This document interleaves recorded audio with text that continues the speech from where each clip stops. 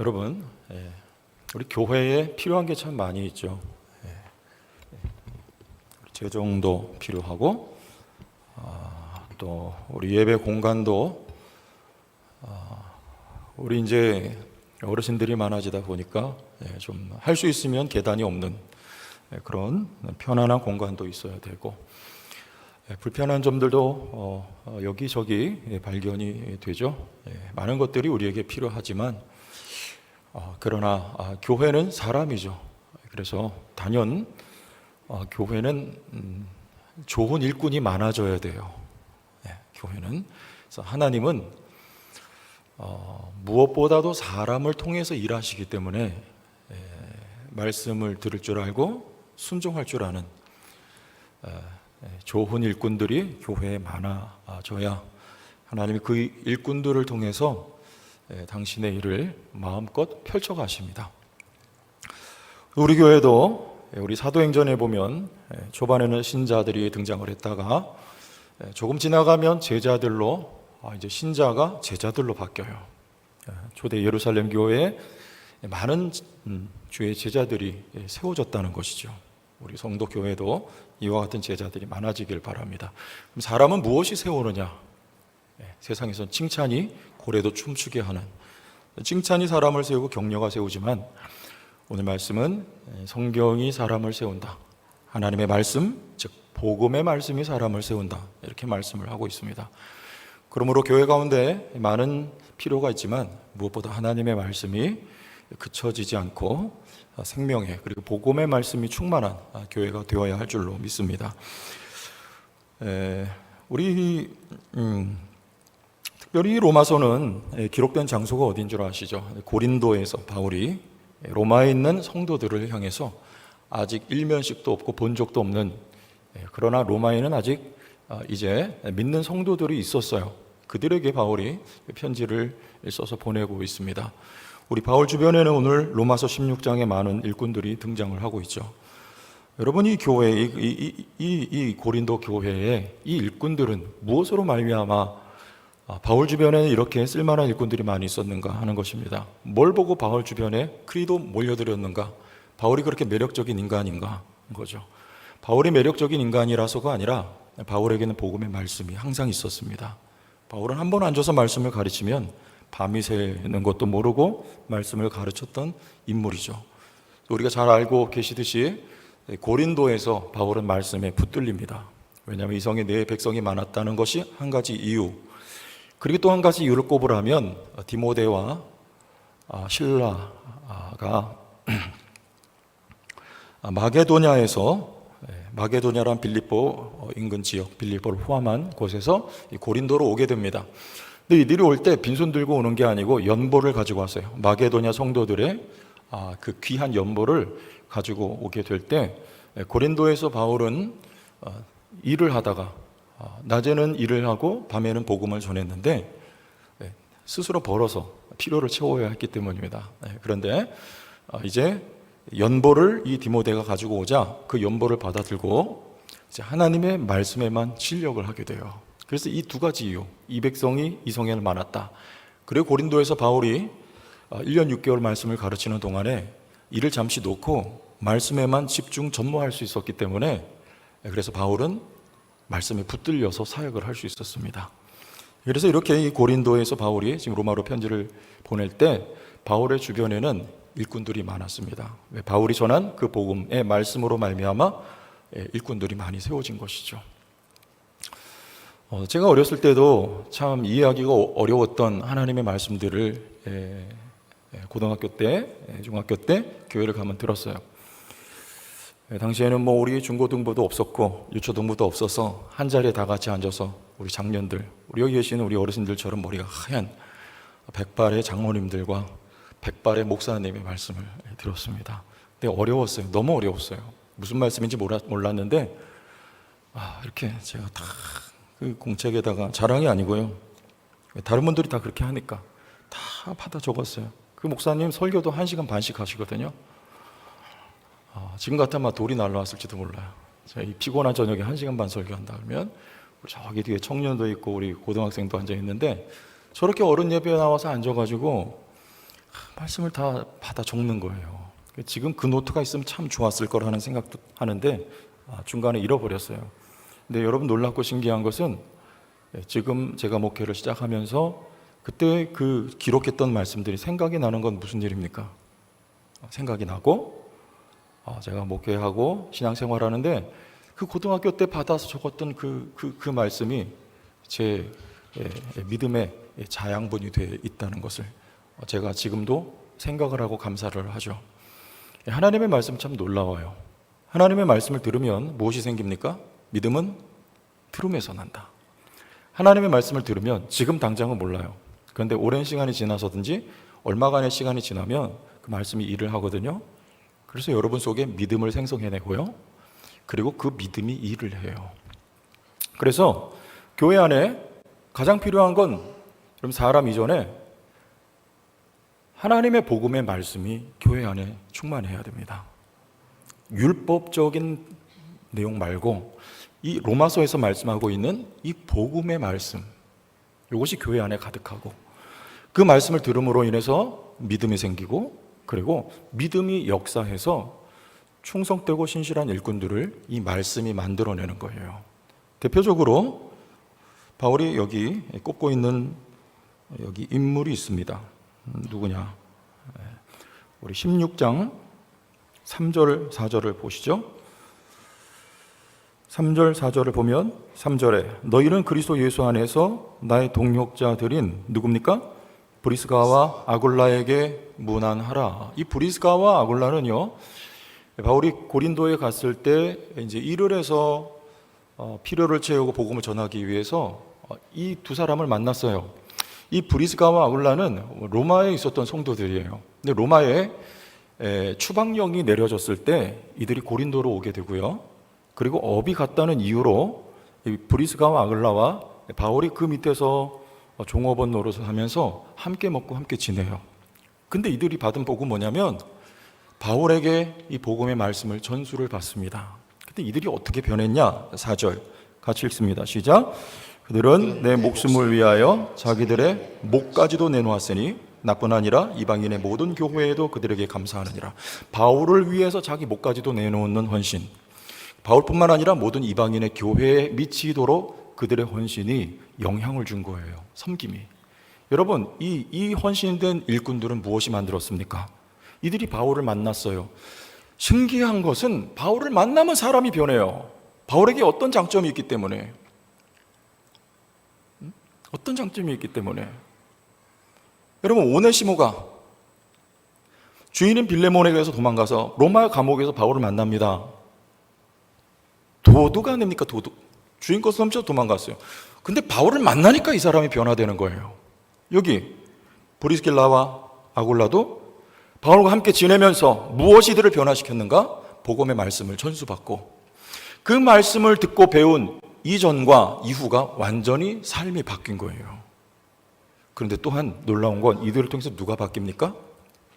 아볼로가 이 브리스가와 길라와 아굴라에게서 복음을 전수받고 우리 사도행전 말씀에 보면 아굴라의 삶이 송두리째 바뀌어요. 그가 전하는 말씀이 이전과 이후가 그 파워가 다르게 돼요. 무엇이 이렇게 바꿨습니까? 하나님의 복음의 말씀은 여러분 사람을 바꿉니다. 바울에게 있는 개인의 능력이 아니고 바울에게 있는 복음의 말씀의 능력이 사람을 바꿔요. 여러분, 이 말씀은 어디 있습니까? 오늘 우리 손에 들려 있어요. 우린 말씀을 사모하고 그런 말씀을 바른 관점으로 말씀을 배워요.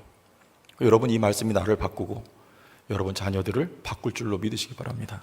말씀이 사람을 세우고요, 그 사람 속에 말씀이 들어가면 믿음이 일하고 믿음이 생성되고 그 믿음이 역사해서 자기의 목을 내놓을 수 있는 헌신, 그리고 이방의 많은 교회들을 유익하게 할 수 있는 헌신이 말씀에서부터 출발이 되고 시작이 됩니다.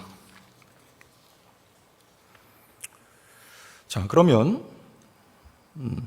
우리의 태도, 말씀을 듣고 말씀을 배우는 자로서의 우리의 태도는 어떻게 되어야 하겠는가? 19절을 봅니다. 읽었던 19절. 너희의 순종함이 무엇이요? 순종함. 순종한다는 말은 뭐예요? 듣는다. 그럼 말씀을 듣는다는 것은 무엇입니까? 들을 귀가 있다는 거예요. 성경을 공부하고 배우지만 거기에 성경을 공부하고 배워서 아는 거는 어디에 담기는 겁니까? 정보는 여기 브레인에 담기는 거예요. 그거 필요해요. 그러나 어디 담겨야 돼요? 들을 귀가 있다는 것은 그 마음에 들어오는 거예요. 아멘? 마음에 들어오면 잘 물어나가요. 여기까지. 이게 순종이에요. 그래서 순종은 바꿔서 듣는 거예요. 이게 우리의 태도가 되어야 돼요. 자, 계속 나가죠. 19절. 순종함이 모든 사람에게 들리는지라. 여기서 너희는 누굽니까? 로마에 있는 성도들이에요. 소문을 바울이 듣고 있어요. 그러므로 내가 너희로 말미암아 기뻐하노니 너희가 시작 선한데 지혜롭고 악한데 미련하기를 원하노라. 선한데 지혜롭고 악한데 미련하기를 원하노라. 여러분 문맥에서 봐야죠. 선한데 지혜로운 건 뭐고 악한데 미련한 건 뭡니까? 하나님의 말씀을 분별할 수 있는 지혜. 이게 선한데 지혜로운 거예요. 하나님이 말씀이 아닌 것을 분별할 수 있는 지혜. 이게 악한데 미련하지. 다시 악한데 미련한 거예요.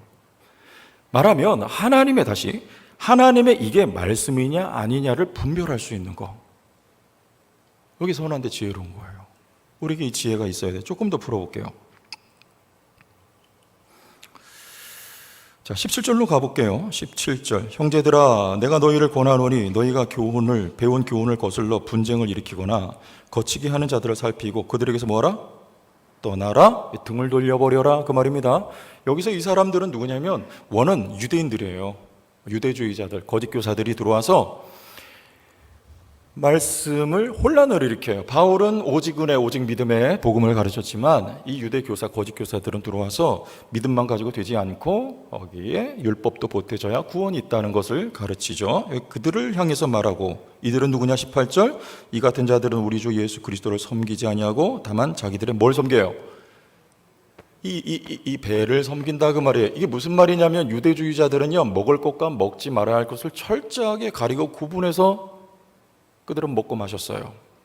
아닌 것은 안 먹어요. 율법주의자들이에요. 배만 섬긴다 그 말이에요.